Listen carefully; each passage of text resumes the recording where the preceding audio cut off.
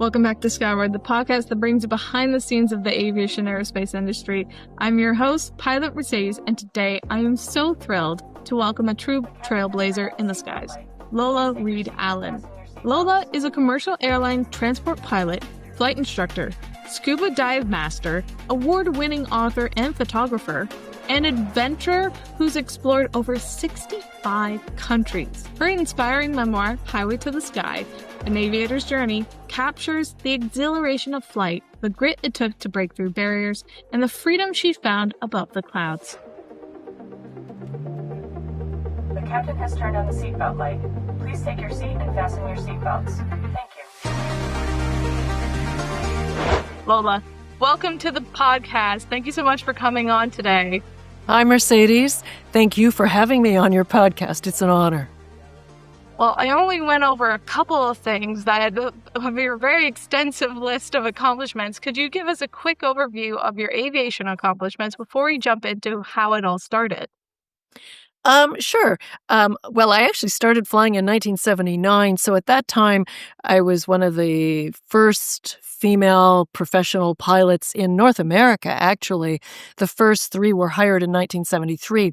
So The point of that is that it was pretty easy to be first in a lot of things. So I was, the first professional pilot to fly Twin Otter Series 300 on a commercial service, the first female first female chief flying instructor at the Waterloo Wellington Flight Center in Kitchener or Breslau, first female chief flight instructor at a very small airport in British Columbia at Vanderhoof in the mountains. So that was great experience there. And then I was also the first female to be hired at de Havilland Flight Safety at the Downsview Airport. And of course, the first female lead on the Twin Otter training program there too, because I never, except for maybe a month near the end of my active flying, everyone I worked with was male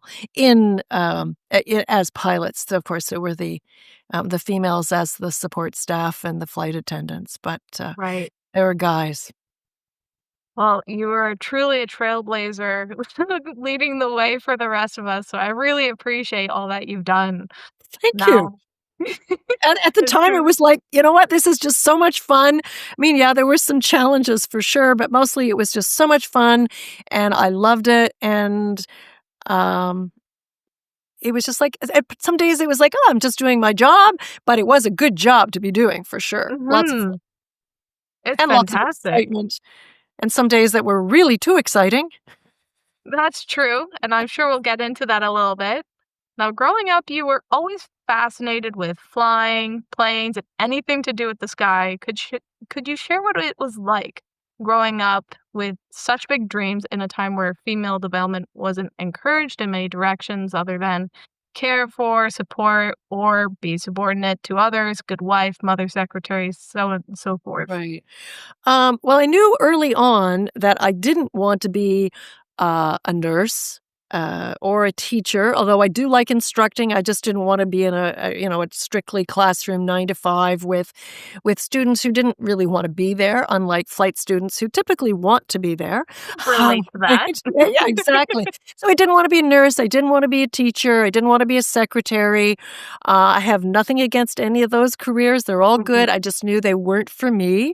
And I also, even though I wanted to grow up and get married, which I did, I didn't want that to be what defined me exclusively. I wanted to be doing something that kept me actively involved and with the world and challenged my mind, challenged my body. I wanted to do stuff. And even, as a little girl walking home, I loved the clouds. I think it was the clouds, first of all. I was just amazed at the different patterns and shapes and the movements and how, when you get 2 or 3 different layers, it was it amazed me. It still amazes me. I'll stop and look. But as a child, as a 4 or 5-year-old, I had no idea what that was all about, right? The world was spinning faster. Of course, that was it. And I wasn't encouraged. In fact, I was discouraged by my father who very clearly said that girls had no position in aviation other than perhaps as stewardesses. That was what the flight attendants were called then. And my mother also was very discouraging. At the time, I thought they were discouraging me for the same reasons, as in, Right. girls aren't worth it. Girls aren't able to do it either because I wasn't mathematically inclined or not intelligent enough. But later on, much later on, decades later, I realized she was just trying to protect me from the difficulties. She knew that Right. I would the obstacles or challenges that I would be faced with, because she herself had to quit her job with the Canadian government, with the CN Railway, when she got married, not when she got pregnant. I kind of see that in 1947. Maybe you get pregnant. All right, so you're going to be home, at least for a while. But no, just when she got married, she had to quit immediately. And her best friend was actually my public school teacher for grades 1 and 2, and she was single, and she chose to be single because she would likely have had to quit teaching at that point, again in the 50s. So the things that weren't encouraging were the role models that you see every day. And Well, kind of like the show that you mentioned in your book. It was called Sky King or Yeah, something? Sky King, yeah. I watched a rerun on YouTube, a few weeks ago, and it was hysterical. It was absolutely patently hokey, but it was fun, and I watched it on reruns. But yeah, so there was Sky King, and he flew a Piper twin around the American Southwest, and he was a big, wealthy rancher, and his name was Schuyler King, hence Sky King. And he flew around, and he saved people, and he found people, lost hikers, and people who were trying to escape the law, and he would rescue them or bring them in, apprehend them, or locate them, and they'd be apprehended. And his niece was also a pilot, and she was trained by the same Federal Aviation establishment. Yeah, everybody. She took the same ratings, the same training as everybody, and she was allowed to fly, but only if he sort of let her, or if he was busy doing something else in the plane. So she was really there as an auxiliary, which is not a bad idea, but she could have been much more, she could have had a larger role or a more dominant role. But it was just that subtlety. And then our language, right? We don't hear it too much anymore, but I still hear things, instead of like police man, we see, police officer, firefighter instead of fireman. But I still hear all the time, I'm going to man the booth. No, I'm sorry, I cannot man the booth. It is not possible for me to man the booth. And here's another thing. In most countries, but not America, when you get a pilot license, that's what it's called, right? Airline transport pilot license, private pilot license, commercial pilot license. But in America, you get an airman license. I have my own, and I never actually thought about that until right now. That is so true. It is called an airman license. It is. Because I had my American commercial airman license too. Now, that was in the 80s, and I didn't think too much about it, frankly. But it's still around. It is still around. And when there was talk a while ago of changing that, some women, American pilots, female pilots, were quite irate, but they've actually adopted that those words that are typical of patriarchy. And they said, well, I always wanted to grow up to be an airman. No, you wanted to grow up to be a pilot, right? Yeah. Just like I never grew up wanting to be a female pilot. Grew up to be a pilot. Right. A clear distinction. Yeah, right, exactly. I think it's pretty obvious I'm female, so I probably didn't want to grow up to be a male pilot. Well, maybe, but no. And what was encouraging, at least inspiring maybe is a better word, is where I grew up in Belleville, Ontario, is just maybe 20K east of what is now Canada's largest Air Force base, that's CFB Trenton. Right. And it was also the home of Canada's first aerobatics team, the Golden Hawks. And so Which we would have lived been on the so west. cool to watch. Yeah, it was. I mean, we lived on the west end of Belleville, and whether they were approaching or departing, they would be flying over our house at relatively low heights. And they also performed at our annual fair, which for them was probably like, yeah, Liam, this is a good chance just to, take off and have some fun. And I'm pretty sure they were flying over populated areas. I'm not sure, but it was pretty exciting. Not too populated because we were kind of in the West End and in the country, but it was super exciting. And then, of course, the most exciting thing for me was at age 7, my parents decided to fly out west for a summer vacation, which any 7-year-old, I think, would be really absolutely awed with that one. But it was Absolutely. also a special occasion because we had to get dressed up because this was epic, right? You got to go on an airplane.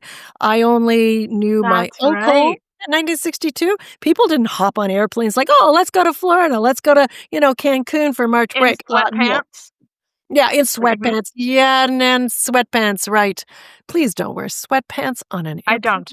Trust me, I don't. Right, But I'm yeah. just saying that is what the Oh, experience has man. been reduced I to. even saw a couple in what I would call designer sweatpants. It's like, you gotta be joking. Sweatpants and the top with a little Yeah. hoodie.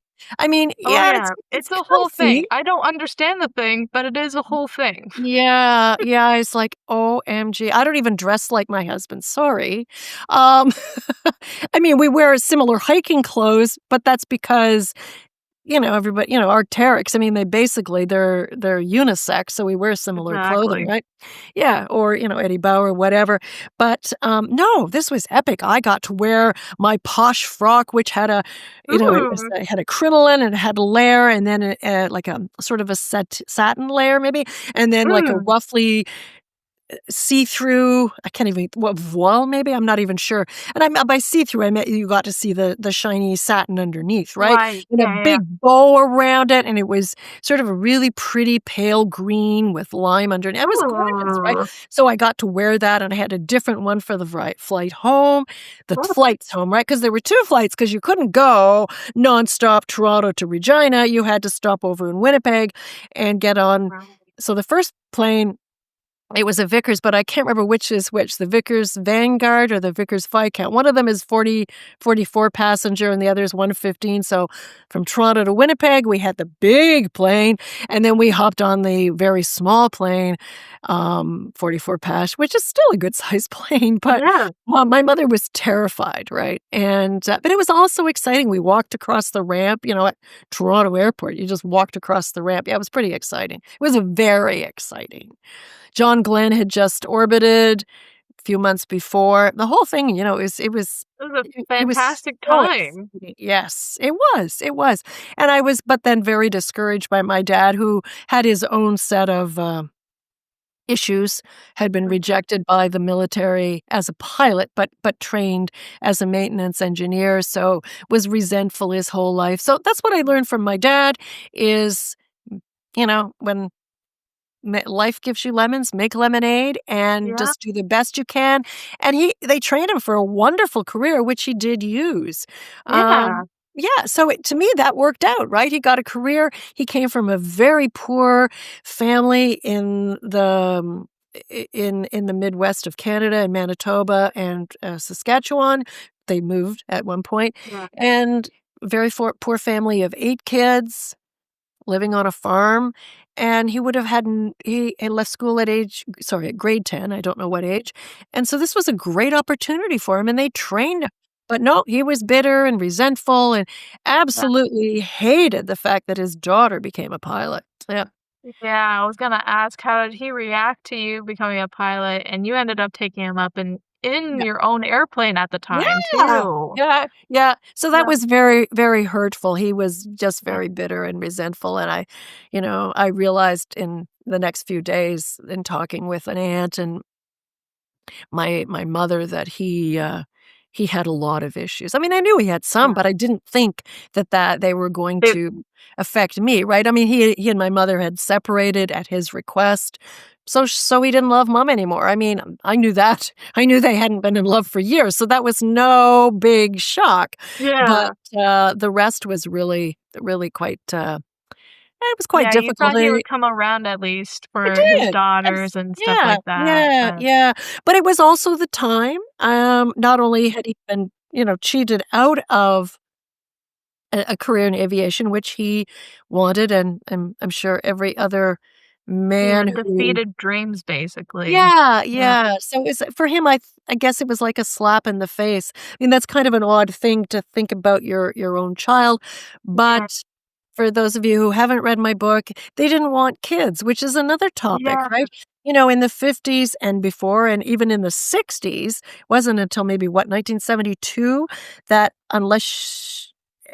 before 1972, you Trying to think certainly of when couldn't have birth an control came out. abortion, you couldn't have birth control, you Yeah. couldn't have an abortion unless either the mother or the fetus would be endangered, and that certainly wasn't the case. So they had one child, and then I got chickenpox a few years later, messed up my mother's rhythm method, cycle planning, temperature Yeah. calculations, and she got pregnant again. So, yeah. So, I feel they were really good parents if you think about it from that perspective. They were really good. They they did everything for us that they possibly could, took us places there wasn't anything we wanted for. I mean, we weren't spoiled.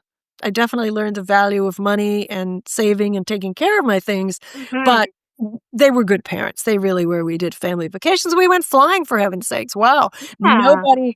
Yeah, there was one guy at my school whose parents had flown to Florida, I believe, and then my uncle who worked for a major oil company. He Okay. had flown a bit because that was just the nature of the beast. He was one of their executives. But other than that, nobody we knew flew, right? It just didn't Right. happen. But despite all that, you did have a sister who kinda supported you the whole way, emotionally and cheered you on and was excited for you, Yeah, yeah, she from the wanted to go sounds of it. flying. Yeah, she even went with me on my instructor cross country, which at the time was a 300 nautical mile direct, so not a triangular pattern, but in a direct line, and I flew from Kitchener-Waterloo, where I was training, to Belleville, landed at the Grass Strip because my sister was still 16 or 17, and then flew on to Montreal, where you could still land 150s at That's this so time. cool. Little Cessna 150s. Yeah, yeah, she was really supportive. And actually, on the way back, we got into some cloud, and I got temporarily disoriented, and we wound up, yes, lost. We wound up No. over upstate New York because in that area, right, it's easy, right, just where the Yeah. St. Lawrence moves along. And thanks to, I guess, the 99s who started the program of painting names on Yes. on water towers and Yeah. hangars and anything that they could. I can't remember where we wound up, but it was like, "Oh, there we are. I know where we are now," and just, did a new heading and flew home. But, she threw up at that point. She was not. Oh, no. Things Why didn't did I go come with well. you? I'm gonna die." Anyway, but no, we didn't get in cloud or lose control like that. It's just, kinda scuddy little clouds and stuff, and yeah. It's So, no, it's the pretty. nerves of the unknown. She didn't know what was going on, but you knew how to problem solve the situation, and it was fine. Yeah, it turned out okay, yeah. No, that's right, and fear of the unknown is a big issue, even in Mhm. taking that first step to go flying or to take flight lessons, and, Yep. it was actually my husband, when our marriage was disintegrating, who, suggested we take flight lessons, and he'd said, "Yeah, but you always wanted to go flying." It's like, "Yeah, but, I'm 24, same age as Amelia Earhart when she started flying, but, it's like, oh, I'm too old." Well, 24 is not old, but, it's like I had a career with the bank, so and I said, "Where are we even gonna go flying?" And he said, Yeah. "Well, there's this little airport, south of Chatham at Charing Cross," and he said, Okay. "Oh, and yeah, and by the way, I've already booked flight lessons." It's like, "What?" Just the intro. And he said, Yeah. If you really don't like it, it's all good. We don't have to do this, or you don't have to do this, whatever." But It obviously I liked it. Maybe not at Yeah. first. I was, a little hesitant. I'd never done anything like that. I'd been driving a car and a standards for 8 years, I guess, Which, but I didn't hey, have a a lot of boat. people nowadays don't learn how to drive standard, and I love standard. I do It's so too. much fun. It is, and it's hard to get one for heaven's sakes. It Yeah. is. I can't get one to, like, anywhere unless Yeah, it's, like, so expensive because now it's a novelty. exactly. And they're so great. I love them. Absolutely. Absolutely. Um, So what was your and experience, your first flight going up, and did it as get the you hooked? Obviously, we kinda knew it got you yeah, hooked I mean, after the fact, but kind of. Yeah. The instructor, Dan, he spends like 8 minutes or something or other from takeoff to, you know, this is nose up, nose down, roll the Mhm. aircraft into a left banked attitude, blah, blah, blah, blah. Want to take control. It was like, no, no, are you joking? It's like, I will though, you give me a real lesson and Mhm. absolutely I will take control. And I honestly don't know at what point I thought, this is it. I love it. But Paul, my ex-husband, and I were flying 3 and 4. At first we flew only 1 hour a week and then 1 hour the next week. So after the third lesson, it was so new and nothing was familiar to me. I'd have to spend 5 minutes trying to figure out where everything was on the Right. dashboard, right, on the Yep. flight deck. And so I remember my instructor said, well, if you could fly a couple hours a week or after work or whatever. And so then we really started going gung-ho. And then I wound up actually finishing my private pilot license when we went on holidays up in Muskoka. So that was great. So I went Yeah. from the farm fields and cities and towns in southwestern Ontario where you could see Lake Erie, Lake Huron, Lake St. Clair super easily, big cities, London, Windsor. And then I went up to the north, and there you navigate by lakes and of the few rows that there are and the shapes of lakes. So it was really good training. And I actually Yeah. I switched schools, I switched airplanes from the Cessna 150 to the Piper Cherokee, and instructors, obviously. And some Which interesting instructors, if you read her Yes, book. and very interesting instructors. Yeah, yes, ex-convicts, but what the heck? Or Yeah, and no still worries. convicts, yeah. But, he was the ultimate in boorishness, right? I mean, that was still the overriding attitude that women's bodies and women were there for men.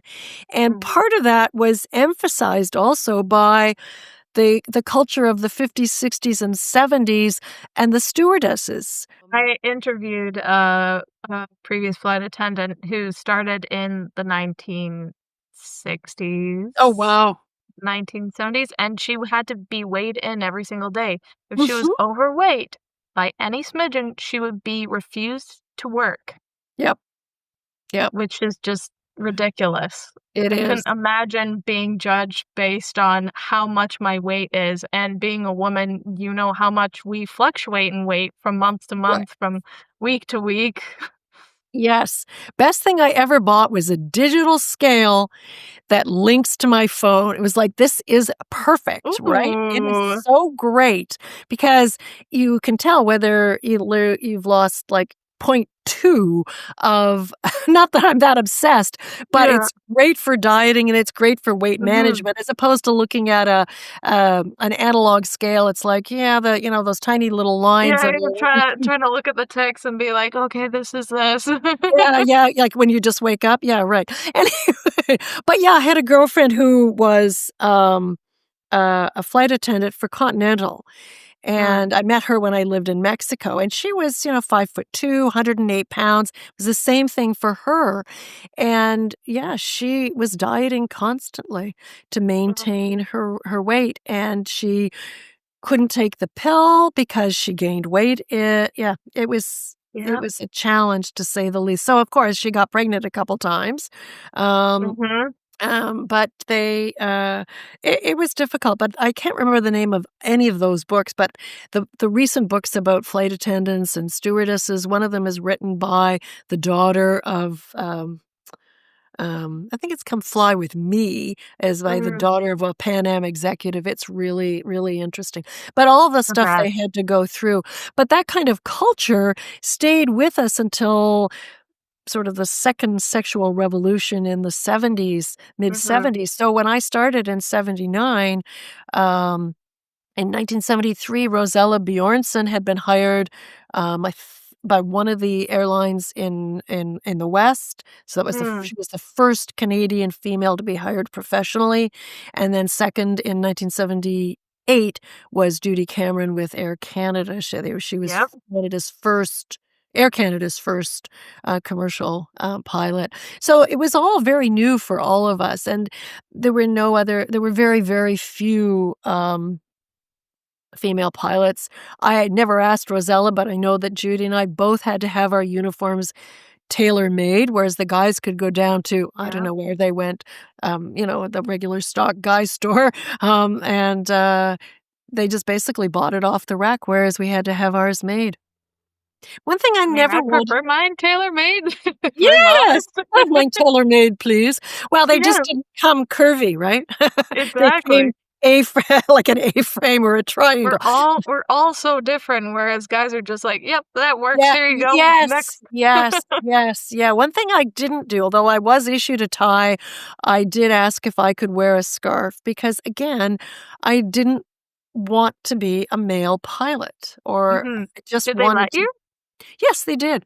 They did. They Nice. absolutely did. Yep, they That's did. fantastic. Yeah, I know thought they're so starting too. to come back a little bit now too. Oh, good. Because Yeah. they're awful. I mean, ties are actually awful. I don't like them, period. I don't know how they wear them so often. No, I don't. So my husband is a doctor, which he, for years, he wore a tie until it was pointed out to him, or he was at a lecture or somewhere, something like that. And it was pointed out that when he leans forward, let's say you're doing well baby care and you lean forward and your tie touches stuff, the patient, right? So it was like, okay, that's it. Ties are filthy. It's sort of like they're up there with remotes in hotels, and that kind of stuff in hotel rooms. So he stopped wearing ties. The interesting thing, though, about my current husband and my first husband, both of them had really important role models. So my first husband, when he suggested we take flying lessons, his role model was his father, who was a government veterinarian, but he had an airplane, and his father's brother, so hence his uncle, who was a major landowner in Ontario and had 6 massive farms, and he had 2 airplanes. So my husband, had these role models that it was like, let's learn to fly. And my current husband, and hopefully my last husband, he is just retired. He's a physician, a family physician, and his father was a gynecologist. His father's brother, so again, his uncle, was an ophthalmologist, and their grandfather was a GP as well. So again, so it's kind of interesting. So at what point, Jeff, did you decide you wanted to be a doctor? And he said, I think I was at age 6 or so. So I thought, well, I'm kind of going to do this little survey. So I was at the dentist and I said, how old were you when you decided to become a dentist? Were you like a little kid? So I said, my husband was 6 when he decided to become a doctor. And my dentist looked at me and he said, what kind of a nerd do you think I am? What kind of a 6-year-old wants to be a dentist? So I never got the It's usually the worst experiences for kids. Yeah, because I never wanted to be a dentist. I'm really glad to have him and his staff. Never wanted to be a dentist. Absolutely not. Yeah, I loved it. So being a role model is super important. I honestly, what were some of your biggest role models? Going on to the role model kind of question. Yeah. I guess it would have to be, I read everything I possibly could about Amelia Earhart. I think a lot of us did. My grandfather had a book, Beryl Markham's book. Unfortunately, somewhere in the years it got lost. But he had also flown as a passenger with the Barnstormers. There was a Oh, local brothers, wow. local brothers who flew here just on a grass strip just north of Belleville, which I think today is still the Belleville airport. It's still a grass strip. It's Mhm. northeast of Belleville. And they had actually gone to America, and the two brothers, not my grandfather, and Right. learned to fly with the Wright brothers. So that was pretty cool. Yeah. Yeah. Very That is cool. very cool. Yeah. Came back here, started their own flying school, and they were barnstormers. So Grandpa would talk about that. So he was really my inspiration. And he was also very supportive. Unlike my parents who didn't want children, Yeah. my grandparents only had one. Grandma had a very difficult delivery with my mom, and they wanted more kids. My grandpa was so sweet. He said, and grandma would tell me this story too, that, he wanted her more than he wanted lots of kids. I mean, how sweet is that, right? But Oh, they were very keen to have grandchildren. So I lucked in for sure. And they did a yeah. good job raising my mom. It's just, it's like, yeah, some people don't want kids. There you go, right? Yeah. Well, So you got some amazing grandparents instead. yeah, no, for sure. They were both great. He particularly, she was a very, very traditional grandma. Looked like grandma, looked like you imagine Yeah. a grandma to look. And, yeah, very sweet. And so he was probably my biggest role model. So I read about Beryl Markham, Amelia Earhart, Penny, who was Sky King's niece. Um, there weren't really a lot of strong female role models. And we Yeah. didn't have the internet today that I could, just go online and This Google, is true. find it out. And I lived in a small town that we had a limited library resources, but we did a couple great bookstores, which was good. So I had lots of books. Even as a kid, my dad built me these bookshelves that were, well, maybe they were not quite as nice as these bookshelves, but they held a lot of books, and that was the really important thing. And Yeah. yeah, it was. So as I say, they were good parents. Um, Did you have any throughout your training? Because you had, I would say, a lot of bullies or a lot of challenges throughout your aviation and training and through life, but did you have any specific people that were kind of like the rays of light that supported you that you weren't expecting support from? um, no. I'd have to say no. Ah! Um, so I picked Waterloo to start to so when I was doing my training for my commercial license on my 150. But I was Mhm. living in Chatham and I was working in Toronto, so I would travel back and forth. On Monday, I would go to Toronto, and then I would fly up as a passenger on Air Canada to some of the northern cities, and I was working then with the Bank of Commerce and converting the banks from the Yeah. old manual system to the computer system. But what that enabled me to do was travel around, so to Oshawa, north of Toronto, east and west of Toronto, to see where I might want to do my commercial flight test and start training for my instructor rating. And at Right. Waterloo, there were two female pilots, and one of them went on to fly for Air Canada, and one of them went on to work for flight training standards at Transport Canada. So that was Wow. Maureen. Yeah, so that was Maureen Weber. Sorry, Maureen Weber, who tr- did my commercial flight test, and then she agreed to start my flight training for my flight instructor rating about 6 weeks later.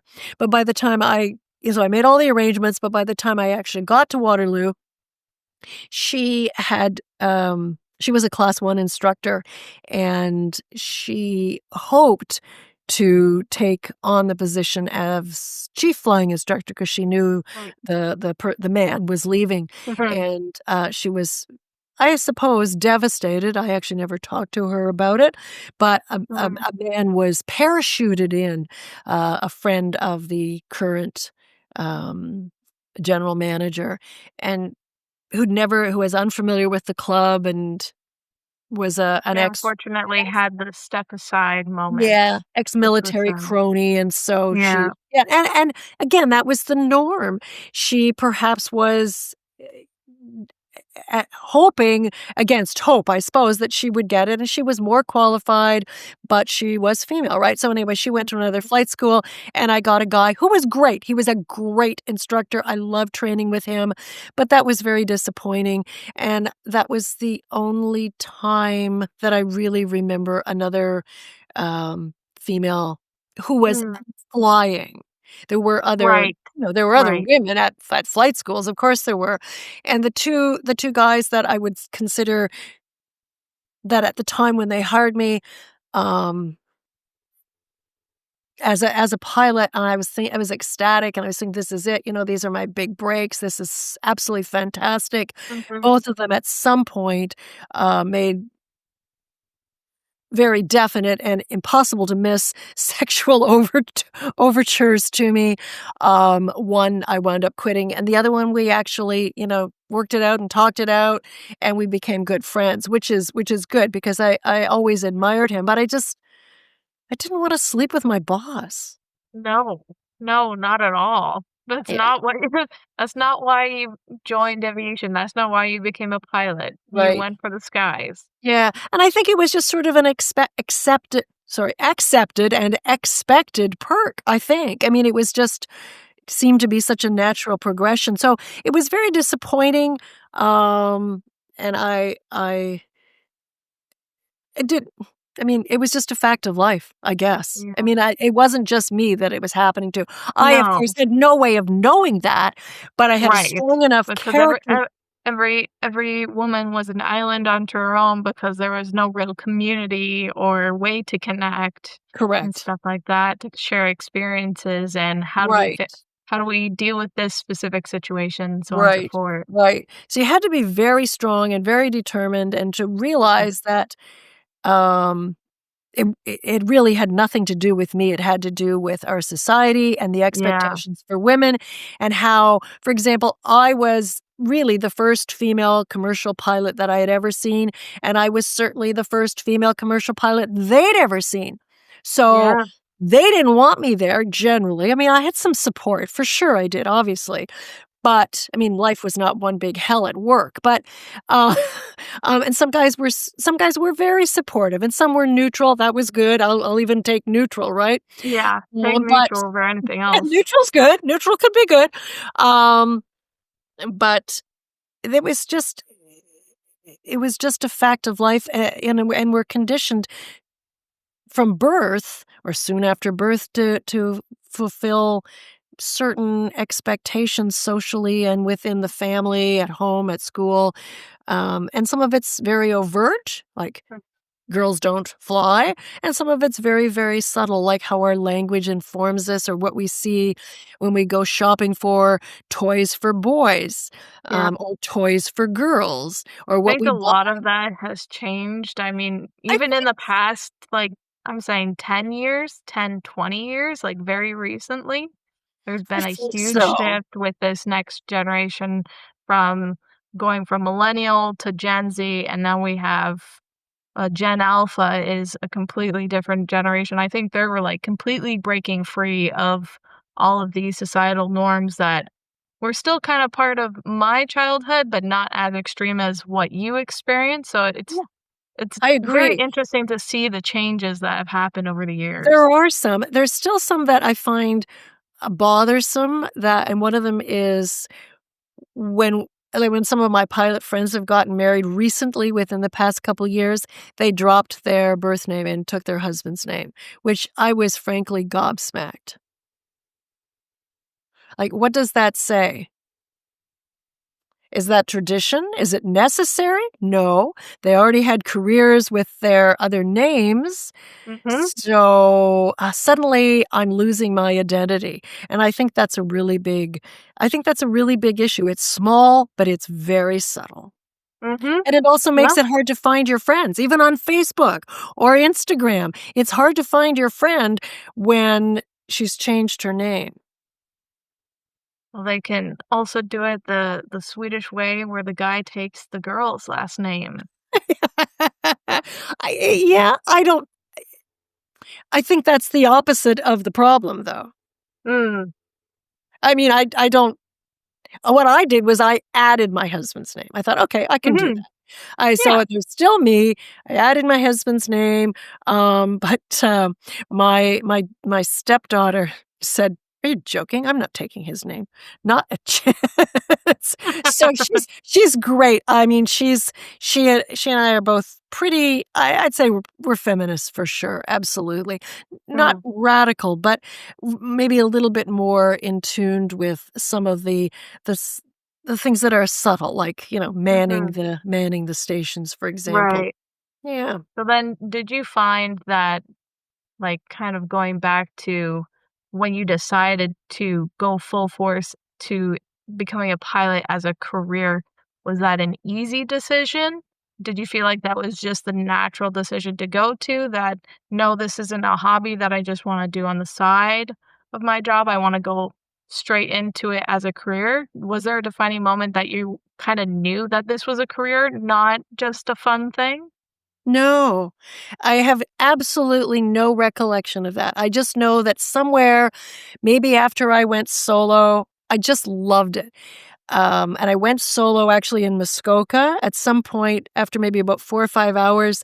This snazzy little red and white Cessna 150 came up for sale, and Mhm. both my husband and I were pretty impulsive, so we decided we would buy it, and that was great. So now I was training on a 150 again that I had started with, and I at that point, I liked it better than the Piper Cherokee, m Mhm. mostly because I had more time on it, right? Right. And Familiarity. I was very low time. I had like 35 hours, right? Maybe 30 hours. Anyway, 20 hours. Um, I Somehow I got really confident that we were on holidays. We weren't intending to go flying, but it was my husband who said, "Oh, let's just, just take a quick look at the airport. Let's go in and see Mhm. what the airplanes look like." I mean, it was ridiculous. But anyway, so we decided to take flying lessons, and he was great. He said, "No, you go for it. You take all the time you want." And he hung out it was his family cottage. So he hung out at the family cottage with our son, and I flew not every day, that's maybe a bit too much, and not every day was perfect weather. It was late June, Mhm. but I was flying 3 and 4 hours. When I flew, I would fly 3 and 4 hours a day, and it was That's a just lot of flying. that That's is, it was great, but that's I a lot of loved it. flying. It was, and I with other things I have done, that's sort of how I've done it. It's sort of like, okay, I've got my scuba dive, my open water. Now I've Mhm. decided I'm gonna move to Mexico, so I'm going to become a scuba dive master, and so I did, right? And so it was at some point, maybe it was flying to my flight test, so I had to do a we bought an airplane, so I had to fly the airplane home, or somebody had to fly True. it home, and I'm the logical person to fly it home, and so I was taking all this training, and the CFI at Muskoka said, "Well, you can probably, if you fly 2 or 3 hours a day, you can probably get most of your training done." But I hadn't written my PPL, that hadn't done the Written written yet, test. and he said, "That's Yeah. okay." At least it was at that point. You could do the flight test before the written, so that was great. And I think it was probably on the way to the flight test in Borden, because that's where the nearest Mhm. Transport Canada. Uh, Examiner. yeah, and he also went on to work for Transport Canada, but he wasn't with Transport at the time. And so I flew into Borden, and it just all seems so natural Mhm. that I don't think there was much. Though it was not a conscious decision, which is kind of Mhm. interesting. So a friend of mine, said she had a good job. She was a little bit older than me, maybe 26, and she was driving by the London airport one day, and she said, "I'm gonna take flying lessons and become a pilot." And so it was a really conscious decision for her. Yeah. Now, whether it was a conscious decision to then go on and fly commercially, and she's now flying for an Air Canada subsidiary, but whether that was conscious at that point, it certainly, I don't know. But it was like, yep, I'm going to get my flight lesson or take Mhm. lessons and become a pilot. I have a feeling she wanted to just go for it right from the beginning. I didn't. Mhm. And of course, when I got my first medical for the student pilot, to go solo, Mhm. I learned then that I would not be flying for a major air carrier because I wore glasses. I wear glasses. But I thought, hey, what the heck? It was fun. Because by then I had probably 5 or 6 hours. I can't remember. But I had a bit of flight time, and it was so much fun. We just continued flying. Yeah, and that's fantastic.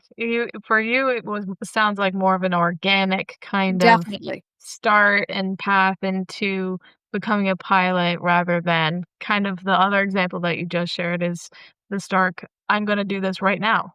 Yeah, yeah. So, And I think, I'm. It sounds like I'm blaming my parents here. I don't mean to sound that way, but when I was a teenager, and I was very rebellious, and I think that's probably because of the problems at home. I wasn't a terrible rebellious kid. I went to school, right. I graduated, I get good marks, blah, blah, blah. But, if I could be snarky, I was, that kind of, And so I probably rejected, not intentionally, help that they might have given me, but they were so bogged down with their own problems at that point. I could have used more constructive direction about what I wanted to do with my life. Mm-hmm. And I knew what I didn't want to do, and I did want to become an artist. And they were, I'm going to say, moderately supportive, but they Which you didn't did really. kind of add to your resume later on in life as well, didn't you? Yeah, Yeah. I became a photographer, absolutely, and I've done other creative, crafty things as well. I've learned how to operate a loom, and I've exhibited, hand-woven articles. Yeah, so that's been fun too, and sold Fantastic. some stuff. Yeah, but so I didn't really have a lot of guidance, and I may have been part of that problem too by sort of inadvertently, being a rebellious teenager, who knew everything. Like we all do at Right. 15.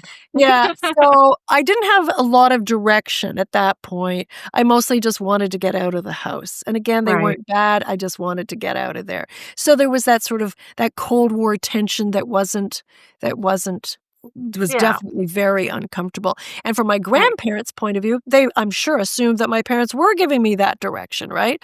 Because Right. ostensibly my parents looked like really, really decent, upstanding people. Right. I mean, and fundamentally they were, right?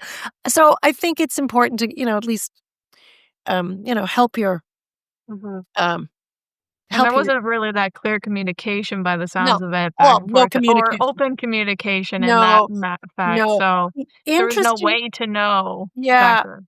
And I remember, going to my guidance counselor and asking about, options for post-secondary education. And earlier on, I had gone to him, Mhm. and wanting to take shop or auto mechanics. And Right. but no. That was not going to happen because shop was for boys. I had to take home ec because it would be valuable learning how to cook and sew, and my future husband, since I wasn't married at 16, my future husband would be very grateful that I had taken important courses at high school that would prepare me for my most important role in life. So, and if my experience had been alone, you could kind of buck that system, but it was pretty Mhm. hard. And my mother, again, was very discouraging in the sense of, she's like, I don't think that's such a good career move because it's going to be difficult for you. And she would say, stop bucking the system, like just, go with the flow. And I never did. Mostly I Well, never did. But the interesting thing is when, and I know you were at the, Girls Girls Take Take Flight. Flight Yeah, a in wonderful Toronto. event. Yes, Fantastic event for anybody who hasn't fantastic. been. Yes, and I met several people there. So I was there selling my book, and I met the guys from Love Fly, and I also met a woman who was 16 or 17, a young woman, and she was there with her dad. And I was, saying that kind of stuff, and they just had this look on their face. They turned to each other, and then they looked at me because I thought, what was it I just said that resonated with them? So this was in October 4th, right? In 2025. Yes, I think it was October, yeah. Yeah. And she had been to her guidance counselor that previous week, and this is in Toronto, had told her that there were no aviation colleges suitable for women because it was not a career for women. I kid you not. That is 2025, people. Yeah. That's so disappointing. Yeah. So she was really stoked when she, was talking to me, and he was too. And I said, well, I had that same experience. Too bad it was like, wow, 40 years earlier. It's shocking. So, Yeah. sometimes I'm very hopeful. There are a lot more female pilots flying today Yes, there than when I are. started, but the percentage remains the same. Mm-hmm. So it's encouraging because our numbers are up, so therefore we're more visible. You go to a flight school, there's likely to be maybe one or two Mm-hmm. flight instructors who are female, other female flight candidates at various levels of training. So that is encouraging.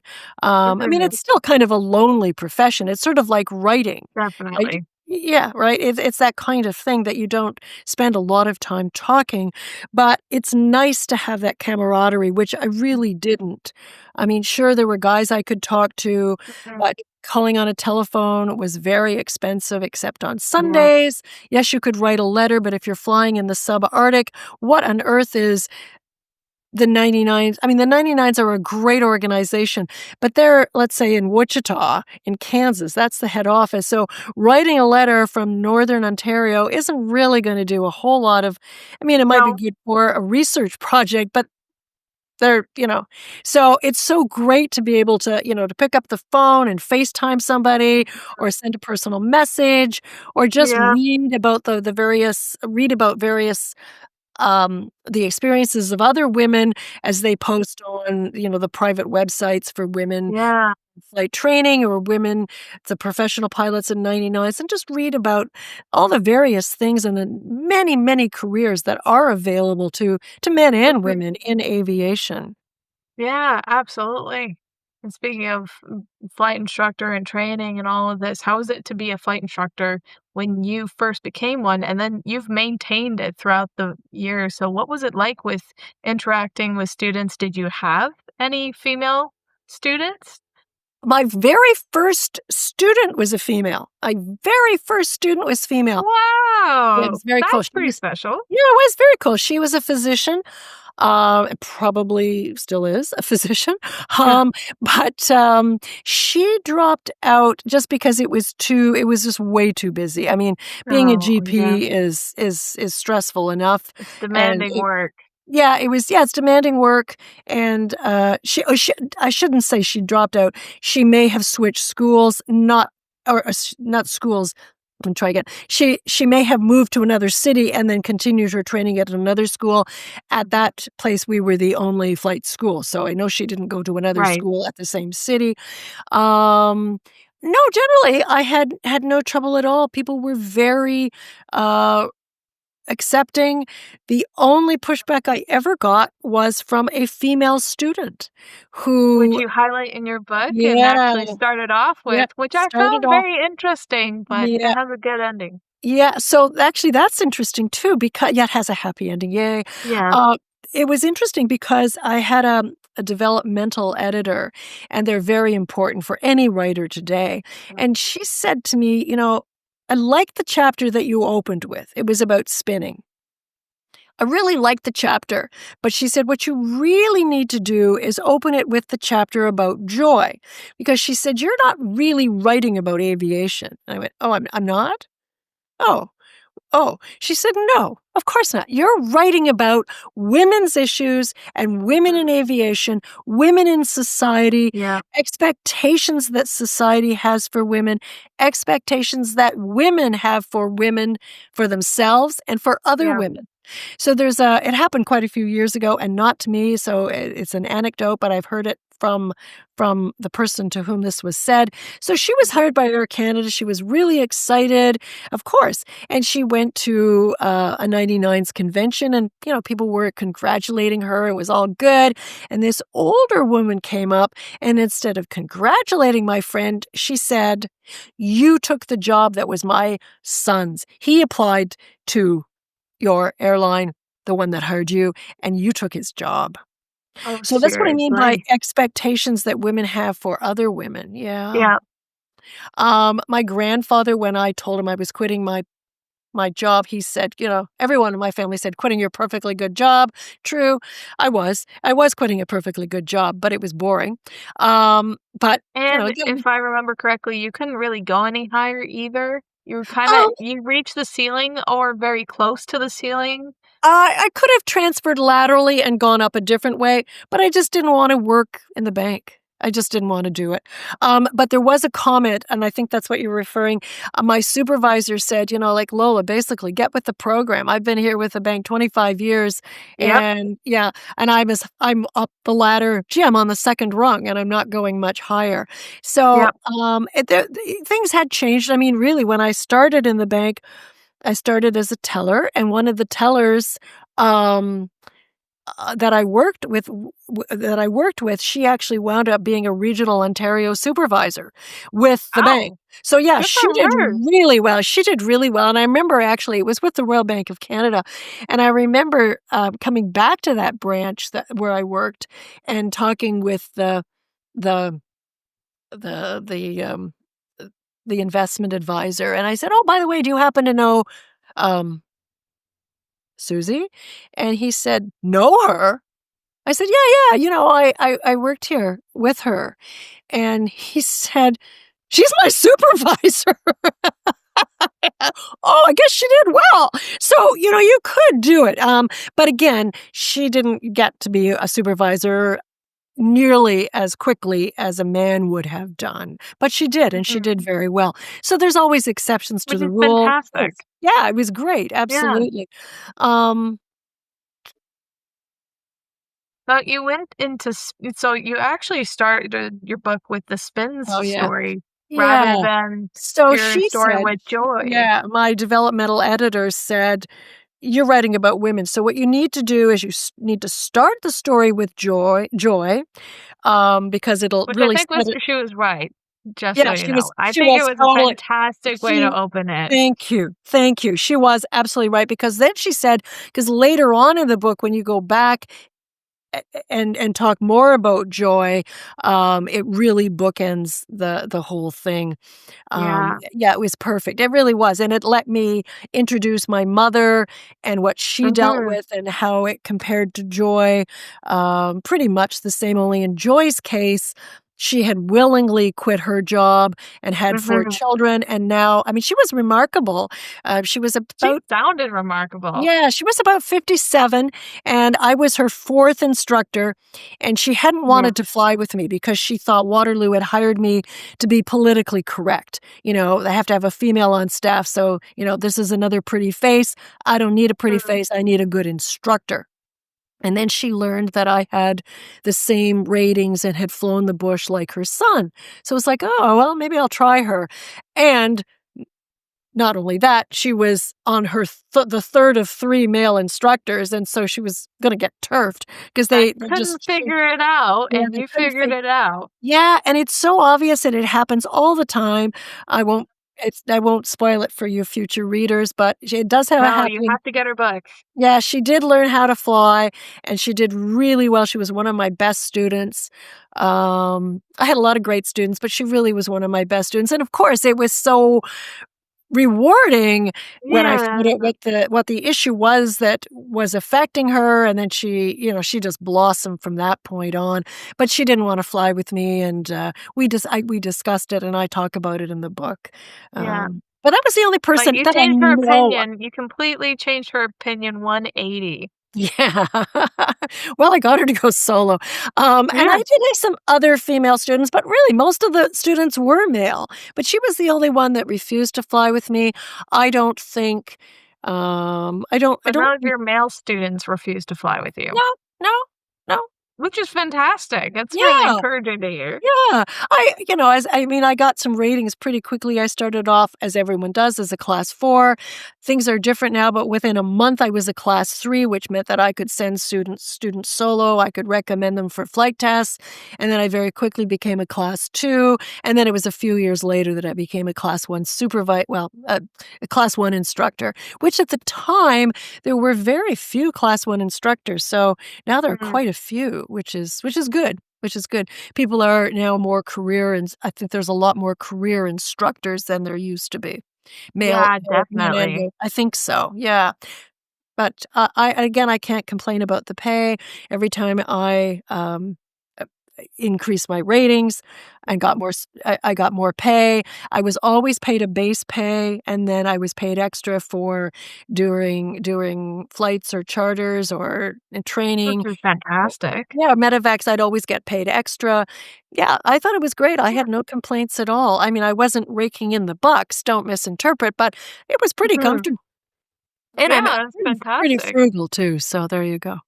Would you be open to sharing the spin story that you end up telling later in your book? And Oh, the blackout story. yeah, Sure. blackout story, like how you Yeah. got into that situation, because you don't really share what led up to it.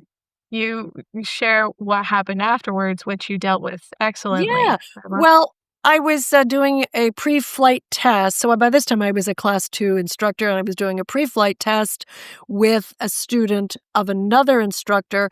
So, that other instructor also happened to be the designated flight test examiner, what we now call the pilot examiner. So Right. he had trained the student, and then he was going to be the flight test examiner.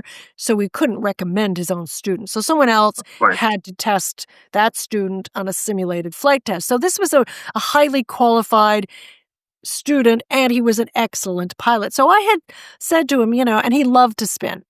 And so I said, Fred, just enter the spin. I want you to hold the spin, we're going to do spin to the left, and I want you to hold the spin position, hold your foot on the left rudder, and just keep it spinning until I ask you to recover. Only I blacked out.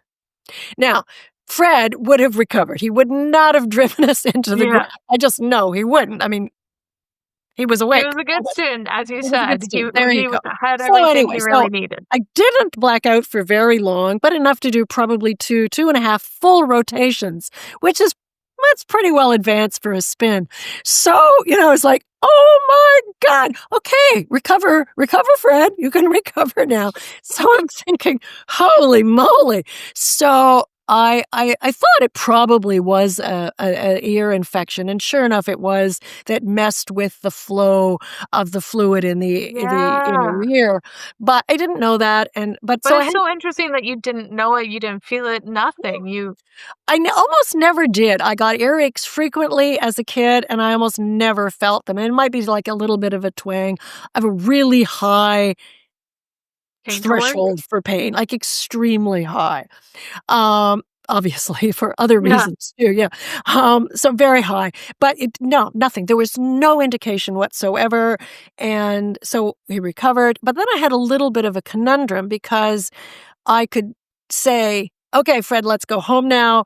We're done. Because I just blacked out. Well, I didn't think he needed to know that. And so I thought, well, only 2 things we have left to do was the forced approach and what was then called off-airport approach procedures. But now we would call them a precautionary landing at another field, Right. at another airport. And I So said, neither of those would have been extreme maneuvers where you thought you would risk having that situation come up again. No, they were not extreme maneuvers. No, nothing was going to happen. Exactly. Nothing at all. There was nothing unusual going to happen. You're fine, straight and level, so Yeah. Anyway, doing a descent on a forced approach and doing a low and over on the off-airport or precautionary landing was easy, and I felt fine. I felt fine from then on. Landed, called the doctor, canceled my students, called the doctor, drove like 15K into town in my little Triumph, felt totally fine. Felt fine. It was just, doing that spin, which for readers or for non-pilots, it's a complex maneuver where you're turning, twisting, yawing, pitching, rolling. It's, just a toss. It's like the inverse of a top, where the top gets looser in the spin. A plane will get tighter. The spin tighten. So and we started it. I mean, always high, 5,500 feet. So again, there was no real risk. Plenty of recovery time. Yeah, the only risk would have been if for some weird, odd reason, Fred also had an ear infection that he did not know about. But it was also a summertime. It wasn't, like a winter. Yeah. You often think about ear infections in the wintertime or in fall and spring when there's a lot of heating, cooling, a lot of moisture. It was the Yeah. summertime. So I have no idea what it was. I mean, Yeah. why I got the ear infection. It definitely was an ear infection. So yeah. Yeah. And I haven't had one since, believe it or not. Knock wood. Amazing. Yeah. Yeah. Yeah. And I also haven't blacked out since either. So. That is also very good news. I know. Yeah. That's definitely no fun of like, where am I? What's happening? What the heck? Oh yeah. Yeah. So that was a good opener, except my developmental editor said it's great. Don't cut it from the book. It's great. It works. Yep. But it doesn't talk about women's issues and female roles at all. And the reason is it's pretty boring, really. Oh, she's got an ear infection, right? I mean, that's not that earth-shatteringly exciting. Whereas, the issue with joy and learning to fly. Joy brings in the heart almost immediately. You feel for the situation and you see the give and take throughout, and it was definitely a really good one. But I'm glad you kept the spins one and two, because I didn't think about an ear infection and blacking out. I'm like, well, that is definitely a possibility, but I didn't think about it. No, yeah, that's what it was. So yeah, something simple. Yeah. So you keep talking about your book, and I have it here. Yeah. So you wrote this book, The Highway to the Sky: An Aviator's Journey. What led you to write this book, and how did you choose the title? So people will always say, oh, you've led such an exciting life, you should write a book, right? That people say that to a lot of people, not just me, for sure. Well, it was, by this time I had not been flying commercially for many years. I started writing it in 2014, and it wasn't published till 2024, but that's another story, which I'll share in a moment. So by this time I had been, pursuing my next love. I had moved to Mexico, where I lived for 3 years, and I started as a scuba dive master and managing a scuba dive shop. But I went there for the purpose of studying the Maya of Mesoamerica. That is the modern Maya, who are a living culture with 6 million people. Wow. In 5 countries in Central America. Well, 4 countries in Central America and Mexico. And to live with them and study them as a living culture, but also to study the Maya archaeological sites. So, I thought I needed an income, so I started off as a scuba dive master. But then I moved back to Canada, but I continued to travel back to Mexico, Belize, and Guatemala, and Honduras.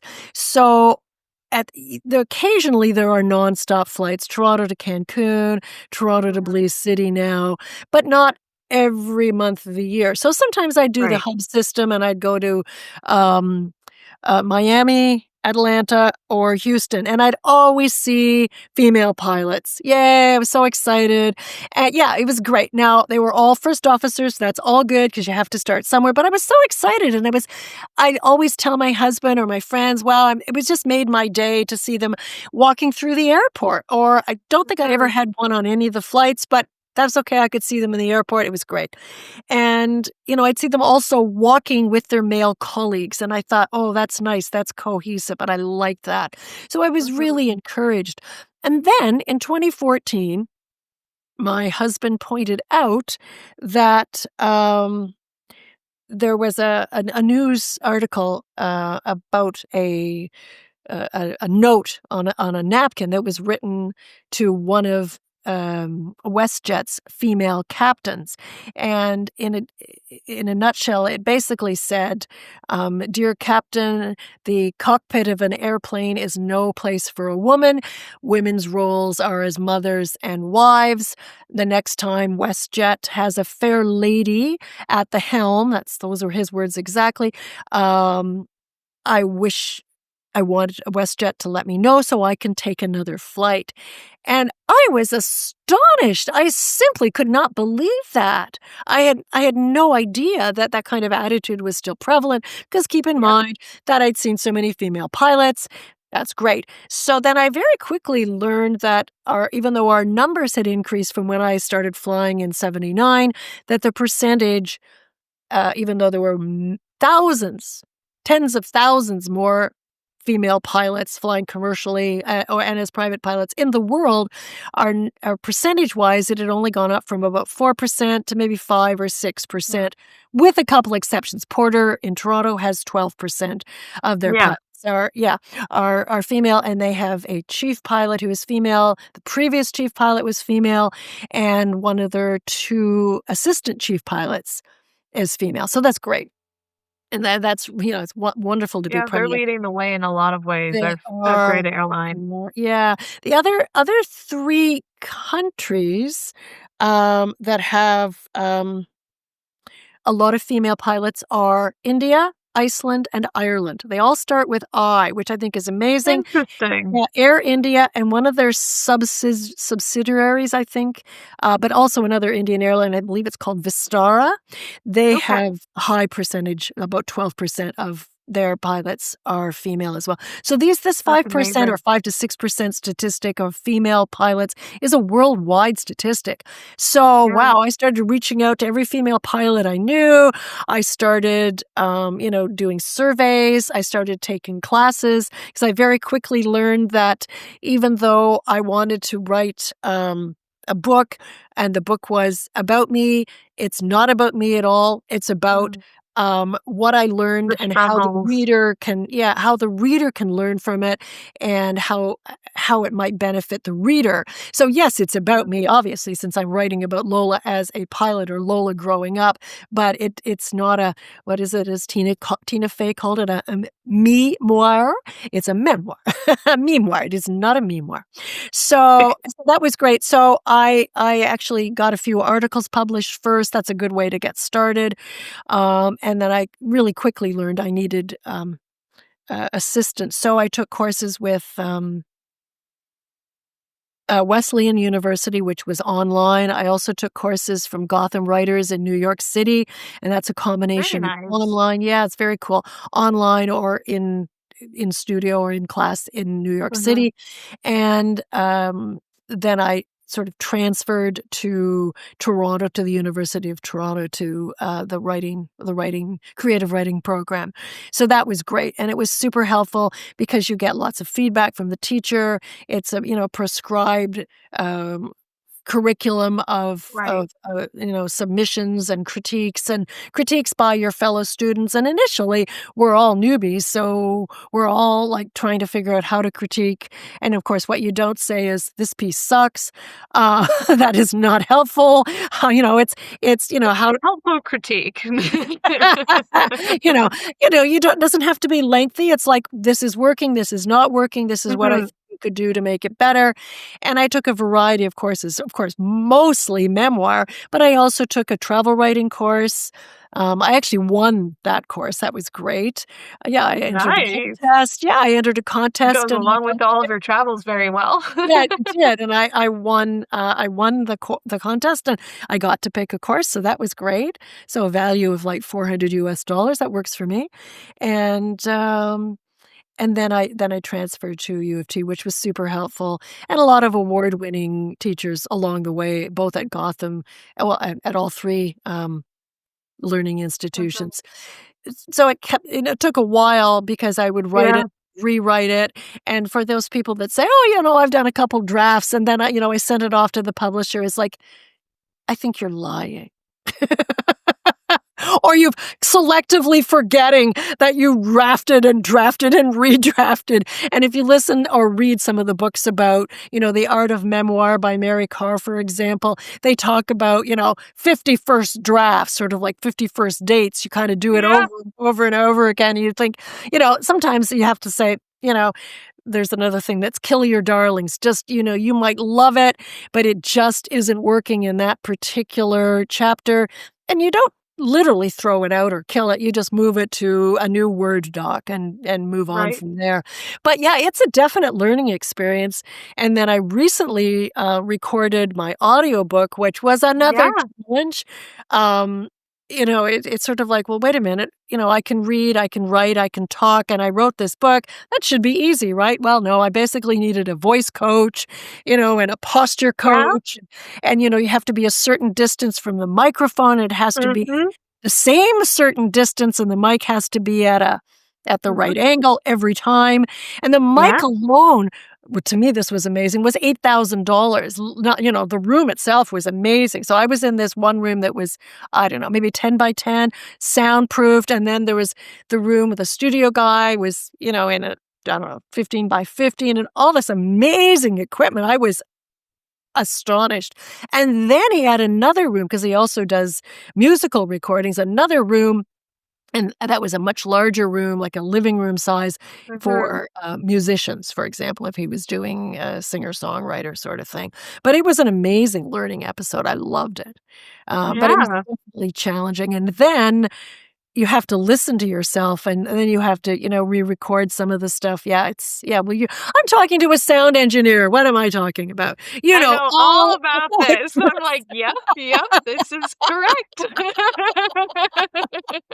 I'm like, oh yeah, it sounds lovely. yeah. Oh yeah, and Rick was great. At first I thought, oh well, I can talk for 5 or 6 hours, and then we'll be done in a week or two. Well, by about hour number 2.5, it was like, he says, Lola, it's okay. You're doing okay. But I sense a slight difference in your voice. And it's like, okay, sure. Yeah. Yeah, it was amazing. Every nuance is picked up in microphones, and it's like you learn a whole different avenue of yourself. As I edit all of these episodes myself, so I have to listen to my own voice a little too much. I mean, your voice your voice isn't awful. Your voice is great, but listening to it, after a while, I just got inured to it. It's like, fine, whatever. And then I'd send the edits to him, and he'd correct them. And then, of course, I had to listen to them again. And then he sent it to somebody who sort of evened it out and got rid of all the little, I don't know, the little blurbs or whatever. I don't know what you would even call them, burrs or things. Any pops, any hisses, any smoothing off your S's, any of these different things. Yes. Oh my gosh. Well, then I had to listen it a little bit so that there wasn't so high highs or lows. That's right, modulation, I guess. Oh, it was amazing. So then I got to listen to myself again. So at that point, it was like, fine, just send it back. Yeah, it was amazing. And then, doing the uploading and stuff. It was a really amazing experience. But it's a very unique experience. I've never dealt with an audiobook, but it sounds like a very fun experience. Sure. It was, yeah. So then how did you choose a title? Oh, a friend of mine also wrote a book about the same time, and we had a bunch of things, and my editor, her book was actually a murder mystery. It has nothing to do. So we sort of, the three of us sort of tossed around a bunch of ideas, and Highway to the Sky was one of the forerunners. And then her name was Shelley, and she actually put it into AI, and she said, yeah, she did. And it came up with 4 different titles and 4 different subtitles. And we didn't like any of those combinations. So we put in like Highway to the Sky was already there, but what do we put as sort of a subtitle to do it? Yeah. And it Which suggested you ended up with here. Yeah, An Aviator's Journey. Yeah. And we all liked that combination. So we talked about it.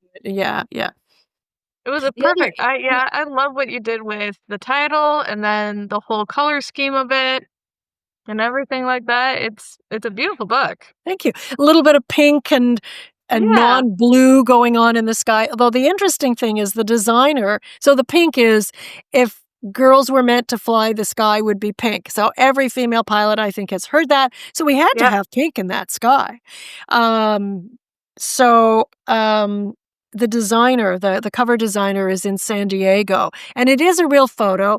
The photo of me is real. The airplane is a real Cessna 172. It's owned by Alcan Air in Whitehorse, and I had done a 5-day dog mushing course just outside. Oh, nice. Yeah, it was really fun. Just outside Whitehorse with Sky High Wilderness Ranch. Super fun. But I had a couple days left over. I did a touristy thing one day, and I thought, oh, I want to go flying. And it was only a couple years later that I learned that at that time, Alcan Air was owned and operated by a woman. So that was pretty cool. Oh, wow. So I got their permission to use, if you look closely, it still says Alcan Air, the registration. I think it's GS is a real registration. And so I sent it off to the designer, to my editor, and she sent it to the designer. And so I'd landed at an airport, not in a farm field of snow. So she put all that in. And the other interesting thing is when I had the photo taken, it was taken by an instructor at Alcan Air. And I guess I'm vain enough that I looked at the photo and focused on my face, and it's like, yeah, that works. That's good. And I didn't notice that I didn't have any feet. So my feet are AI generated, and she did a good job. Wow. I mean, it obviously was snowing a snowy day. I was wearing the faux fur coat, but she added the snow on the ground because we're parked on the ramp. But I loved the cover. She did a really good job. Yeah, that's so much fun. It's so well done. And it was great to know that she that it was owned and operated by a woman. It's like, wow, that's way, way cool. Yeah. There really aren't that many flight schools. I mean, there's quite a few, but percentage-wise, again, more are operated either by a man or by a conglomerate. Yeah, no kidding. Now, going to aircraft specifically, you've had very extensive experience over various different aircraft. Would you be able to list all of them? I don't know that they're that all exciting, but, I mean, Piper's, well, it's exciting for me at the very least. I mean, a lot of Piper twins, Cessna twins, Twin Otters, Dash 8s. My favorite plane was, my favorite plane is probably the Twin Otter. I mean, it's like one of the most versatile aircraft in the world, and it's now back in production again. So it's been around since, I believe, 1961 or 2 in the early version. Maybe 64 it rolled off the line. Probably one of my favorite airplanes to actually fly, though, was a D-18S. Okay. It's an absurd identifier. It's a Beech 18 on floats.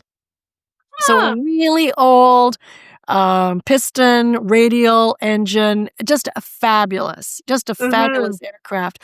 On a total aside, later on, many years later, so I flew that in Northern Ontario, but many years later, my husband and I were on a small boat charter, not charter, but like an inside passage in Alaska. It was a really small charter. It was with Uncruise, and it's an adventure charter or cruise in the sense of you're off the boat all the time. You sleep on the boat, but all the time. So early on, one of the other passengers said, "Oh, you're a pilot. You should talk to Bill. He's a lawyer for a big aircraft company." It was like, right, because the lawyer's bottom line is, well, it's always the pilot's fault. So I didn't really knock myself out trying to go talk to Bill. Yeah. I didn't do anyway. But later on, because it was a small boat, we moved around at supper time and we could sit with anyone. So anyway, I'm talking with, a little bit later on, Bill and Mary Lynn, his wife. And one of my favorite questions to ask of people is, so how did you meet? And he said, well, I'm a lawyer for the Beech Aircraft Company. I went, oh, very cool. And I said, so how did you meet? I said, Mary Lynn, are you the pilot? And she said, no, Walter and Olive Ann Beech are my parents. It's like, oh my gosh, you gotta be kidding. That's so cool. I know. It's like, whoa, they were in a much more expensive suite than us. Let me tell you. We were in the That jeep. is so cool. She was lovely. She was lovely. They were lovely, just lovely, lovely people. And she said, so I think it was 2017 maybe that we were on this. And she said, and I wrote it down. She said, where did I write that? Oh, yeah. She said, a couple of years ago, I had a book commissioned. I wrote a book, but I had it commissioned about Right. my parents. And I said, I'll order that. That's great. And it's called The Barnstormer, that'd be Walter, and the Lady. And so I tried to get it, but it's been reissued again. But I said, oh, Mary Lynn, I tried. It's Amazon.com, but they won't ship to Canada. At least they wouldn't ship that book anyway. Oh, she said, don't worry about it. I'll send it to you. So it's all signed and sent to me, and it was great. Oh, that's so special. Yeah, so there's this great anecdote. Yeah, it's very special, but there's a great anecdote how Walter really liked Olive Ann, and I think at the time she was the secretary at the company, and I'm not even sure that it was Beach then, but he took her flying, and she had said, like, no funny business, like no loops and rolls funny business, right, because it was as tandem. So anyway, of course, he didn't live up to his word, and he did some kind of, loop or roll or whatever, and he got out of the airplane, and she was gone. She was not in her seat. She was gone. He was terrified. So at that time, in that era, unmarried women lived with their parents or relatives. And so he goes to her house and he's like frantic because he's just killed her. And he has to go tell her parents that he killed her. Like not on purpose, but anyway. So she answers the door. So what she'd done, she was so annoyed with him not keeping his word that, so in that cockpit, he, from behind the seat, it was up like this. So he couldn't see her. He'd have to actually stand up or somehow raise himself out of the seat while still trying to fly the airplane and look around to see her. So, and then on the ground, it was a tail dragger. I think it was a steerman, but honestly, I can't remember. So on the ground, the tail would be lower. He still couldn't see her. And what she was busy doing was unlatching her seatbelt and scrunching down high, deep into the nose of the aircraft. So when he just looked in. I don't know how. I guess he probably went, oh my God, and then just left in a big hurry. So that was one of their first dates. That's really funny. It was a very interesting book, to say the least. Yeah. Yeah, they cover a little bit of their story, I believe, in Fly Girls. Okay. 5 daring women defied all odds and made aviation history. It is a fantastic book for any female pilot to read. Okay. I would highly recommend it. Wow. And who wrote it? It was written by Keith O'Brien. Oh, wait a minute. Oh, I do have that book. But the 5 women on the front, they're not, I was envisioning 5 different photographs. It's the women 5 together walking toward the camera. Yeah. Oh, okay. And it's just a very small section about Olive Ann, isn't it? Yeah, it's a very small section. They highlight them just a little bit. I'm sorry. I love that book. It is great. It is so well written, so interesting. It is so good. I want that to become a movie or something at some point, or a series. Wouldn't that be great? I thought you were saying like 5 different women, and sorry, I was describing it wrong. Chapters. No, it's all right. That's a great book. But there are 3 different books, I think. Oh, one is Fly Girl and Fly Girls, and then there's Fly Girls with a subtitle. Yeah. And honestly, even with my book, Highway to the Sky, there's another book out there named that, but it's got a different subtitle. Huh. I know.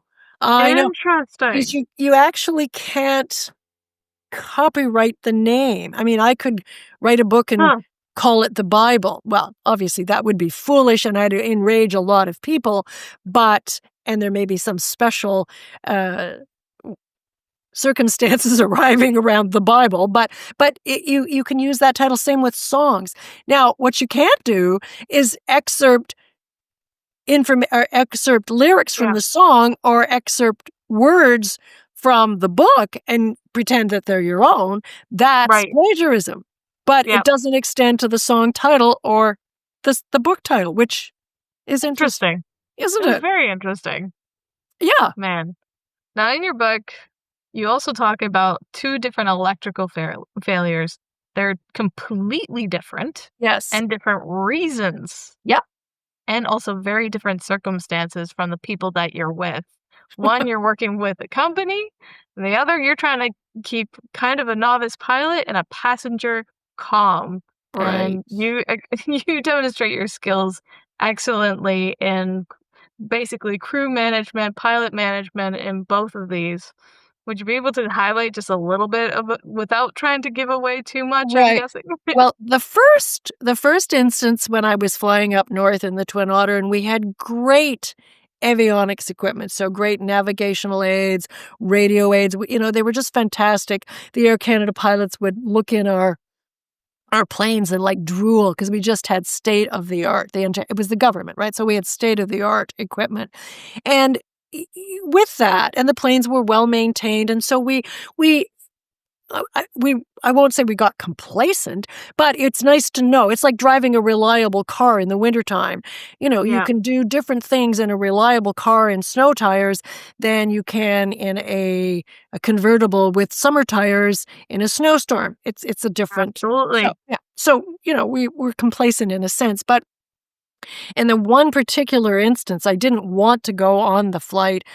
I was at the weather office. Many of the pilots were canceling. They were delaying. When we actually did get airborne because the captain insisted.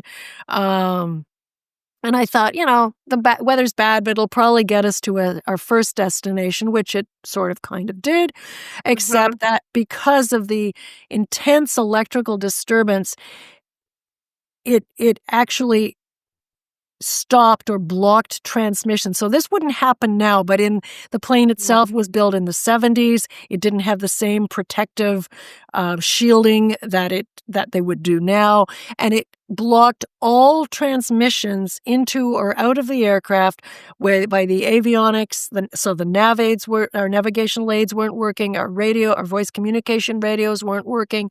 The only thing that was working was the DME, the distance measuring equipment. And I have no idea why. None. But thank you, DME, because I'm here today. So I was able to triangulate and kind of figure out where we were. But the problem here was I really did have a complacent captain who really, he had much more experience. He was a respected captain. He just had sort of, I won't say he dialed it in. He was doing a good job, but he wasn't paying attention to the clues that were like, we're not traveling the right speed. We're being blown off course. And then of course, it all happens pretty suddenly. And it wasn't like, oh, we lost one and an hour later, oh, there goes the other. And it was like, bang, bang, bang. It's like, OMG. Anyway, it was just, we triangulated. We were able to figure out where we were and where we needed to go, kind of, sort of. And but then, of course, we're in cloud, right? Of course we are. And we just had a couple opening in clouds that really saved our lives. And we got on the ground, and then the rain was torrential. I mean, it was literally, floods of water. Yeah. And of course, we're now on the ground. Everything springs to life. It's just incredible. It's like, I'm sorry, I'm not getting back in that plane again. Not tonight. Because the storm is still continuing. Anyway, and so that was in Northern Ontario with great equipment. The other one was in a small 172, then RG. And it was well maintained. It was flown frequently. I was sort of there for the ride. I was supposed to be like the security blanket. This guy had a commercial license. He had an instrument rating, and he came recommended. But obviously, he wasn't very up to date on his skills. Yeah. And that's the good thing about flying commercially. At some point, you're going to get into really crappy, horrible weather. Whereas if you just do 40 hours of instrument training, 20 under the hood and 20 actual, whatever, you're not really, you're not going to go into really horrible, crappy weather for a training flight. You typically don't do that. You might take do circuits maybe, but Mhm. generally, you're grounded. Whereas if you're flying commercial, you get lots of crappy weather. But it was pretty clear early on that this was his first experience in really bad weather and in cloud. And then we had a communication failure and a complete failure as well. And soon thereafter, the battery died, like very soon thereafter. And it didn't, at first I thought, oh my gosh, did I miss it? Did we have all this draining and the alternator wasn't working and then it drained the battery? And that was really my concern. But as it turned out, it just, everything went at once, or pretty much at once, obviously. And we were in cloud, and he just freaked out, and that was really the worst part. And the oddest thing is, the same thing happened to me in my car in, oh boy, just within the past year. I'm trying to think what it was, maybe August. Honestly, seriously, I was in Oakville. I drove to Oakville, went out for dinner with my sister, got back in the car, and within seconds, it started to malfunction, everything. And so I thought, yeah, everything. And we got home, but just, the radio, the heating, or the air conditioning was, pulsing in and out. And I thought, oh my God, maybe I should just pull over. But we didn't have far to drive. We got home and I thought, well, why don't I just call CAA and they'll come and boost it, right? Because that's going to be the problem. I mean, but it's kind of weird. No, and so finally, though, we actually wound up getting a tow back home. And it was the same thing. It was a total alternator failure and the battery had just quit. Now, whether something happened that the alternator fried the battery, I don't know. But it was the same situation, only I could call CAA. That would have been an easier fix. So here, please deal with easier. this. Yeah, so when that second one happened, I was in cloud and over the Caribbean, headed to Jamaica, bypassing Cuba. And that was a big thing because we had to radio in with Cuban airspace. And I, at one point, persuade him to turn around. I have control by now, but I persuade him that our only course of action is to turn around because we might likely be shot down by Cuban MiGs. I don't really think they'd shoot a 172 down out of the air, but they might, right? You never know. I mean, you voice the voice of caution yeah, rather than risk. Right. I mean, it's, it was well before 9/11, but who's to say I wasn't going to, drive my little 172 into some Cuban missile base or something, right? I mean, I thought, I didn't speak Spanish then either, so I thought, no way, I'm not gonna try this, buddy. Anyway, that did shut him up for a bit, but I was so surprised. I mean, it was in both cases. These were very outgoing, confident men who just collapsed. Really, one went catatonic and the other one went ballistic, but neither reaction is appropriate, and I guess they're doing studies these days saying that women actually react better in stressful situations. Yeah. Typically, not exclusively. Obviously, there's a lot of competent, calm male pilots out there, obviously. But in some situations, apparently. And I think that's what annoyed me most. Not that they freaked out, not that the one went catatonic and, didn't have any... They were all macho beforehand. Oh, yeah. Like, oh, little female, wind's got you scared. I bet you're afraid of a mouse. Got to do your makeup before you start the airplane. It's like, give me a break. Yeah. So that's what bothered me more than anything was the assumption that it was going to be me freaking out and not being competent and losing control. That bothered me. And then during this time, you're also taking university courses while flying as a career and stuff like that. What made you choose the university degree that you were studying? Because it's not in aviation. No, it's not. Well, there were no aviation. Oh, that's probably not true. But I don't think there were any courses that I could have taken in aviation other than quit my job and then go to Right. an aviation college. I think Selkirk had a program. Waterloo didn't at that time. There were maybe a couple that I could have gone to. And certainly there's the military option as well, but I didn't want to do that.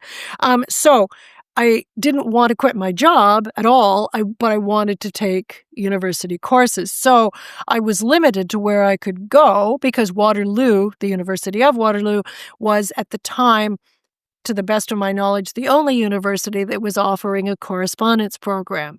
So have you ever heard of a cassette tape? So they sent... I have heard of a cassette tape. Never used it, but yes. So they sent, at the beginning of every semester, whatever course you were taking, they sent 20 cassette tapes, 40 lectures, about 40 minutes long, just like a regular lecture. Wow. You had to listen to the lecture. You had regular submission dates for 6 different assignments, well, up to 4 to 6 different assignments throughout the semester. And of course, most had final exams, not all of them, but most of them had some time of final exam or a final paper that you had to submit. The exams that you wrote had to be, you could go to like a learning institute, or you could have a proctor that, was a doctor or somebody or other, someone respected in the community, watch you write the test or the exam. Anyway, and so of course I was limited to what I could study as well, but I was interested in psychology. It works really well for aviation, and that's It does very much so. doesn't it? Absolutely, and that's one of the big things to study in aviation. Psychology and crew management, cockpit resource management. And then I loved genetics. I wanted to take some science courses, so genetics, and then anthropology I loved. And that actually, one of the courses that I took in anthropology, I took it only because I wanted or needed the credit. And it was peoples of the Pacific, about which I had zero interest. Honestly, I had no interest in peoples of the Pacific. I mean, it's like, yeah, I'm sure it's going to be interesting, but yeah, whatever. I'm going to take the course. Anyway, it was the best course ever. And it was so good because in addition to these 20 cassette tapes, with the 40 lectures, she also sent slides because her name was Professor Dorothy Counts, or Dr. Dorothy Counts. She had lived on several, not all of the islands of the Pacific, but several of the islands in the Pacific. So, That's of course, cool. Yeah, it was amazing. So she, of course, used textbooks, but she had experiential knowledge that she could talk about. And here and they were fabulous photos as well. And I didn't think about it at the time, and I think it was a lot like flying, like when you say it organic. So when I was taking Dr. Count's course, which I did really well in because it was so interesting, I internalized really that I should be able to do this. So then when later on in life, I moved to Mexico to study the Maya and live with the Maya, one of the first lectures I was doing to visitors to the Maya lands, because, they often, they might be there on a scuba dive vacation or a let's hang out on the beach and get drunk vacation, whatever. But, usually one day they do something. They might go to the Maya ruin, or they might go to, a theme park, or they might rent a car and drive around, to see some of the sites. And so I would lecture to the guests about the modern Maya and about the archaeological sites. And the guests loved it, and I loved it. And the Maya guides really liked it too, because they would come to my presentations and they would be there sort of in the sidelines, and I could say, so we've got these great Maya guides who will take you to Chichen Itza or Tulum. And there was it was great. And I lived in Playa del Carmen, and there was a small archaeological site there called Shaman Ha. And because it was so small, people kind of poo-pooed it. The guides weren't interested. And so I would I would guide people to that archaeological site. And it was similar to Tulum, much smaller, but it was the same time period with a similar structure. So it was great. Yeah. So you never know who or what is going to inspire you, because I didn't even want to take the course. So I certainly wasn't taking the course to model myself after Dr. Counts or Margaret Mead, who wrote the seminal book Coming of Age in Samoa.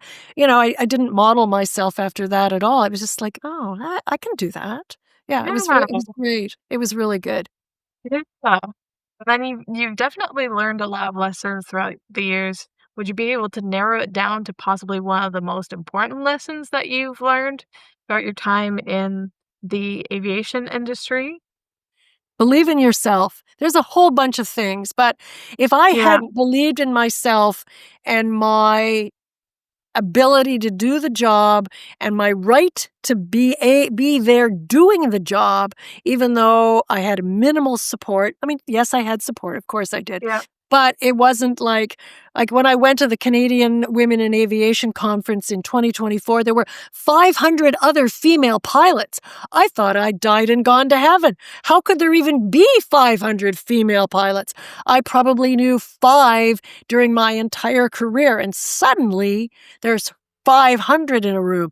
And then I go to the Women in Aviation Conference in Denver in 2025 in March, and there are about 4,500 women in aviation. So not all pilots. They could be maintenance engineers, flight controllers, a variety of things, but still 4,500 women in aviation. Wow, this was amazing because I never had that kind of experience. So it's nice just to sit and chat with someone. But I still would have had to believe in myself, even now, even though I could have 4,500 people that I could DM anytime. I still would have had to believe in myself to take all the training, and there will be setbacks and challenges. And the best way is just to certainly seek allies, make friends, male or female, whoever your friends are, in aviation and out of aviation, right? Maybe as a teacher. And go to them for advice, but walk tall and be really proud of your accomplishments, right? You may not get to where you thought you'd get, or you may sort of branch off in a different direction, and you're probably meant to be there for whatever reason. I can relate to all of those points, and that kind of covers your guidance for any young girls or young women who are interested in this kind of industry or STEMs or any of these more smaller female demographic that we're all very good at. There's a great website that I'd love to recommend, in addition to mine. No, a great website, which is Mighty Girl. I don't know if you're familiar with it. It's called I've never heard of it. Yeah, all one word, mightygirl.com. It is an American based company or group. I'm not quite sure what it is exactly, but they send out newsletters. They give you information about famous women and famous men as well. They give you links to books that when you click on the link, so you might, there's a lot about Amelia Earhart, but a lot about a lot of famous females who are not in aviation. So science, STEM, everything, Black, multicolored. So and it'll send you to the nearest site, or the site nearest you, where you could purchase the book or the learning tool or the toy or the conference or whatever. It's such a great site. And so it'll route you to, say, Amazon.com or another site or a physical structure where you can go get the learning tool that you're interested in. And it does focus on STEM. It does, but it's not specific to aviation, and it's so interesting. I bought lots of books, and I'm going to call them toys, but so one interesting thing at the Women in Aviation Conference in Denver, there was a Black woman who dressed up as Bessie Smith, who was the first licensed Black female in the world in 1921. And I've got my little Captain Barbie here. Well, she had Captain Bessie. Oh my gosh. And she was amazing. She had Bessie Coleman's outfit perfectly. Absolutely That's amazing. perfect. And so here's the little Bessie Coleman doll, and she looked like Bessie Coleman. I mean, she really did. And she had her hair kind of the same way and kind of curled under. Oh my gosh, it was so cool. Yeah, it was very cool. So you can get a Bessie Coleman doll and the Bessie Coleman story. And they also have books, and all these books and toys and learning tools are for different ages as well. It's not so you can get little girls' books, and there's stuff for boys too. Yeah. Yeah, it's a great site. Well, that's perfect. So, ending it off with this, where can people buy your book? I do regular appearances at various places, but you can get it at Amazon around the world. I got a review and an email actually from a guy from Finland, from England, and he said, "Oh, I got it at Amazon.com.fi, I guess FN maybe." Anyway, it's pretty cool. It's like Finland. Wow, that's way cool. Anyway, so yeah, Amazon.com, Amazon.ca, Amazon in the UK, Australia. It is available as in print, as an ebook, and as an audiobook. You could also, in Canada, you can get it at Indigo, independent bookstores. It's distributed by Simon & Schuster, so it's readily available.